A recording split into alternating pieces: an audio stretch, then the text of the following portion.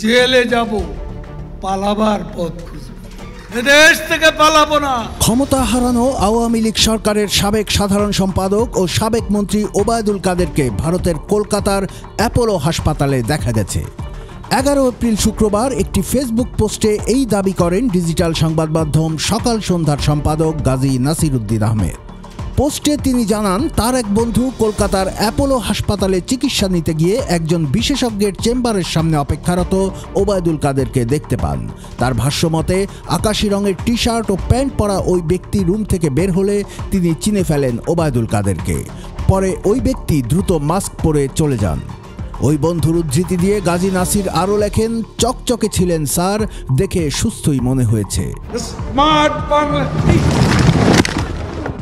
আওয়ামী লীগ সরকারের পতনের পর থেকে ওবায়দুল কাদেরের অবস্থান নিয়ে সামাজিক যোগাযোগ মাধ্যমে নানা জল্পনা কল্পনা চলছিল। কেউ বলছিলেন তিনি ভারতে পালিয়ে গেছেন, কেউ বা বলেছিলেন তিনি অসুস্থ। তবে এতদিন ধরে তার অবস্থান বা শারীরিক অবস্থা নিয়ে কোনো আনুষ্ঠানিক তথ্য পাওয়া যায়নি। এর আগে একটি জাতীয় দৈনিকের প্রতিবেদন অনুযায়ী গত 8 নভেম্বর শিলং হয়ে কলকাতায় পাড়ি জমান ওবায়দুল কাদের। পালিয়ে যাওয়ার আগে প্রায় মাসখানেক সিলেট শহরের মেজর টিলার ইসলামপুর পুরবী আবাসিক এলাকায় অবস্থিত 500 কোটির বাসা নামে পরিচিত এক আলিশান বাড়িতে অবস্থান করছিলেন তিনি।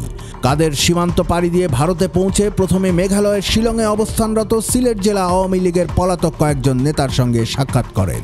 সেখানে আলাপ আলোচনা শেষে আসামের গৌহাটিতে অবস্থান করার সিদ্ধান্ত নেন তিনি। শেখ হাসিনার সঙ্গে সাক্ষাতের উদ্দেশ্যই সেখানে অবস্থানের কারণ বলে জানায় সূত্রগুলো। গত 5 আগস্ট গণ আন্দোলনের মুখে শেখ হাসিনা সরকারের পতন হয়। তিনি পদত্যাগ করে ভারতে পালিয়ে যান। তার দলের নেতাকর্মীরা অনেকেই পালিয়ে বিভিন্ন দেশে চলে যান, অনেকেই গা ঢাকা দেন। কুমিল্লার কাগজ, নিউজ ডেস্ক।